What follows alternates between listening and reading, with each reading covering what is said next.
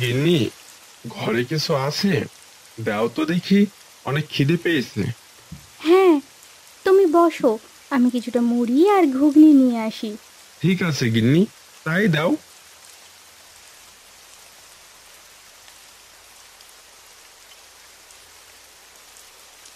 বলছি অনেক ঝড় বৃষ্টি হচ্ছে বলে মনে হয়, তাহলে তো এবার ফসল ভালো হবে না? না কি করবে গো এবার? ঠিকই বলেছ গিন্নি, কি যে করি, যে বৃষ্টি হচ্ছে, মনে হয় তো মাঠের সব ধান পড়ে যাবে। তা গিন্নি, দুপুরে কি রান্না করবে? কি আর রান্না করব, দেখি একটু ভাত আর সবজি রান্না করব। ঘরে তো তেমন কিছু নেই যে রান্না করে দেব। গিন্নি, বলছিলাম কি, দুপুরে একটু খিচুড়ি রান্না করবে। এই বৃষ্টির দিনে খিচুড়ি খেতে বেশ লাগবে, আর সাথে যদি মাছ ভাজি হয়। খিচুড়ি তো রান্না করব, কিন্তু ঘরে যে ডাল নেই, ডাল ছাড়া তো আর খিচুড়ি রান্না করা যাবে না। আর ঘরের মাছ আছে, সেটা নয় ভাজি করে দেব। ঠিক আছে গিন্নি, তুমি আমাকে একটি ছাতা দাও আর বাজারের থলিটা দাও, আমি দোকান থেকে ডাল নিয়ে আসি।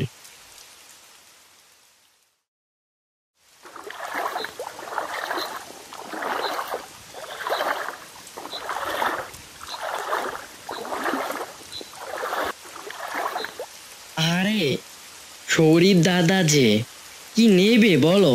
দাদা, আমাকে 1 কিলো ডাল দাও। ঠিক আছে দাদা, তুমি টাকা আর থলিটা আমাকে দাও, আমি 1 কিলো ডাউলই তোমাকে দিচ্ছি।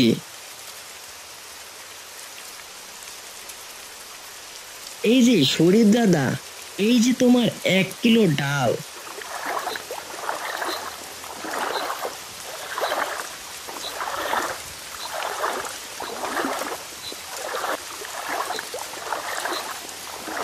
যাই, এই বৃষ্টির মাঝে গরম গরম একটা চা খেয়ে যাই।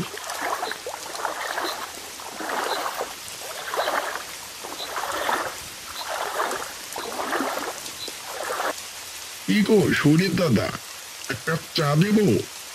হ্যাঁ দাদা, এক কাপ গরম গরম চা দাও দেখি। এই বৃষ্টির সময়ে এক কাপ চা খেতে বেশ লাগবে। ঠিক আছে দাদা, তুমি একটু বসো, আমি এক্ষুনি দিচ্ছি।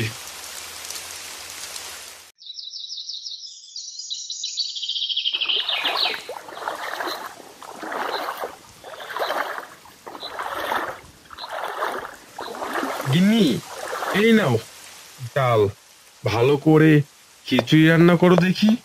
ঠিক আছে, দাও। গিন্নি, দেখে আসলাম, মাঠের অবস্থা ভালো না, বৃষ্টির পানি ভরে গেছে।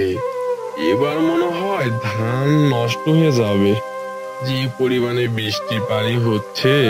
তুমি চিন্তা করো না, ওপরওয়ালা যা করে ভালোর জন্যই করে। শুনছো, আজ ভালো মন্দ রান্না করো দেখি, বেশ করে খাবো। কেন?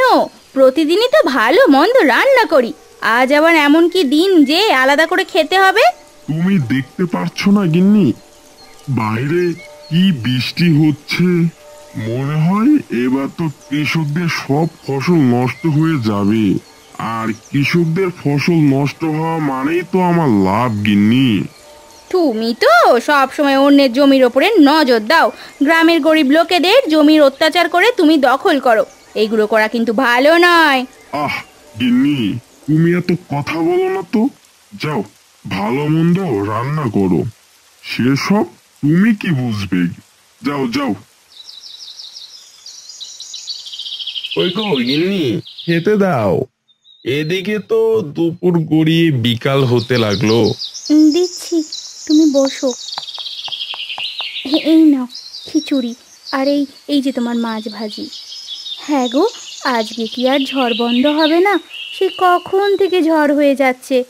কাল বৈশাখী ঝড় গিন্নি, সে কি আর এত তাড়াতাড়ি বন্ধ হবে?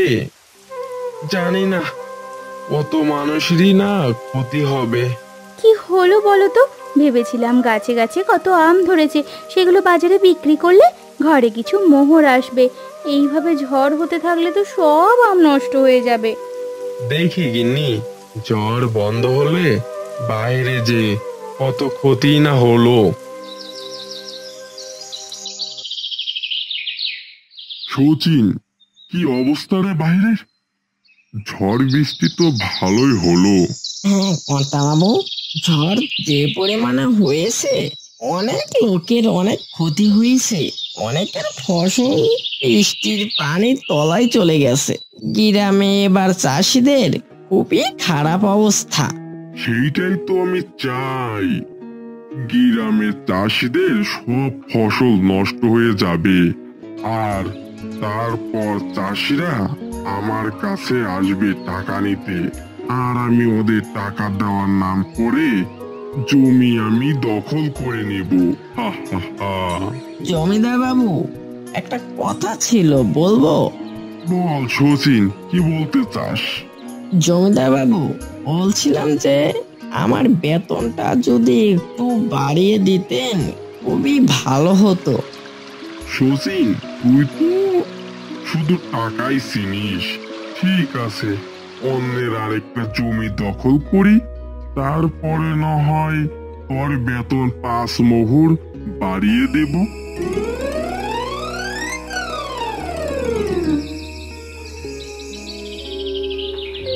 কি গো রতন ভাই, কি খবর জমির?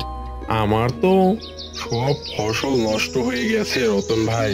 কি যে করি, কিছুই ভালো লাগছে না। যে পরিমাণে বৃষ্টির পানি হয়েছে। হ্যাঁ ভাই, আমারও অনেক ক্ষতি হয়েছে। কি আর করব, আমরা কৃষক মানুষ, কষ্ট ছাড়া আমাদের কি আর করার আছে? নতুন করে যে আবার ফসল লাগাবো, সে ফসলে বীজ যে কিনবো, সে টাকাও তো ঘরে নাই। কি আর করব? হ্যাঁ ভাই, ঠিকই বলেছো। উপরওয়ালা যা করে ভালোর জন্যই করে। দেখি কি করা যায়।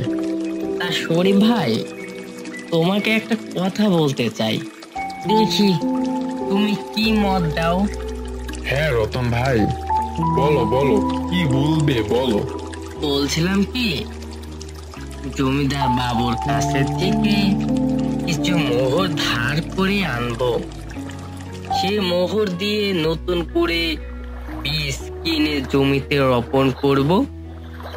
তা তুমি কি বলো শরীফ ভাই?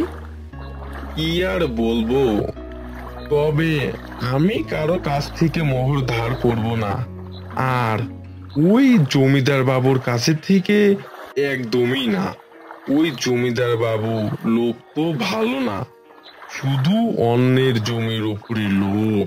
রতন ভাই, বলছিলাম কি, তুমিও ওই জমিদার বাবুর কাছে থেকে মোহর ধার করে এনো না। দেখবে সময় মতন ধারের টাকা শোধ করে না দিতে পারলে ভিটে বাড়ি সব দখল করবে ওই জমিদার বাবু।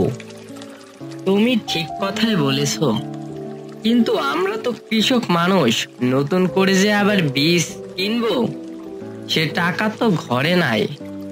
আর গ্রামে অন্যের কাছ থেকে যে আনবো, কারোর কাছে তো তেমন টাকা নাই। সবারই তো বন্যার পানিতে ক্ষতি হয়েছে। রতন ভাই, বলছিলাম কি, বিকেলের দিকে আমাদের বাড়ি একটু এসো, দুজনে মিলে কিছু একটা করা যায় নাকি ভেবে দেখবো। এখন আমি আসি রতন ভাই। ঠিক আছে শরীফ ভাই।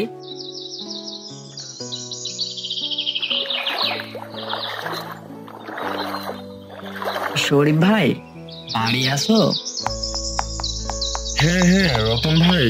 হ্যাঁ গো, একটা কথা বলছিলাম যে বাইরে দেখলাম অনেক বড় একটা কাতলা মাছ। আমি আগে কখনো এত বড় মাছ দেখি নাই। দেখো তো ওই মাছটা ধরতে পারো নাকি? রতন ভাই, আসো তো দেখি কত বড় কাতল মাছ ধরতে পারে নাকি। ঠিক আছে শরীফ ভাই, চলো তো দেখি ধরা যায় নাকি। শরীফ ভাই, সত্যি তো মাছটা অনেক বড়, যে করে হোক আজকে ধরতেই হবে। যাক যাক যাক জমিদার বাবু, এই বড় মাছটার পিছে ধাওয়া করতে করতে এখানে চলে এসেছি। কত বড় কাতলা মাছ! আমি আগে কখনো এত বড় কাতলা মাছ দেখিনি।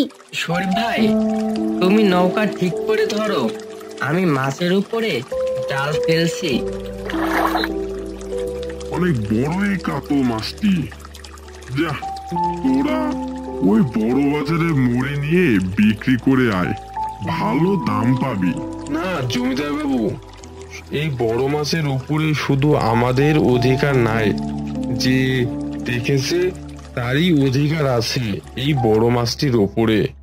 এই বড় মাছটির উপরে আপনারও অধিকার আছে। এই বড় মাছটি আমরা 3 ভাগ করব, একটি ভাগ আপনাকে দিব আর 2 ভাগ আমরা নিব। জমিদার বাবু, আমরা গরিব হতে পারি, কিন্তু আমাদের মন ছোট না। দেখেছো কৃষকদের মন কত বড়, তুমি কিনা এদেরই দেখতে পারো না, শুধু এদের ক্ষতি করতে চাও। তাছাড়া এরা তোমাকে এত বড় মাছের ভাগ দিল, এবার তো একটু ভালো হও নাকি, বলো তো? ভালো হও। হ্যাঁ গিন্নি, তুমি ঠিক কথাই বলেছো। আমার ভুল হয়েছে, আমি এদের আর কখনো ক্ষতি চাবো না। শোন, তোরা এই বড় মাছটি কেটে 3 ভাগে ভাগ করবি, ঠিক আছে? তারপরে আমাদের ঘর থেকে চাল ডাল নিয়ে যাবি, তোরা বাড়ি যেয়ে রান্না করে খাবি। এই দুর্দিনে তোদের পাশে আমি আছি।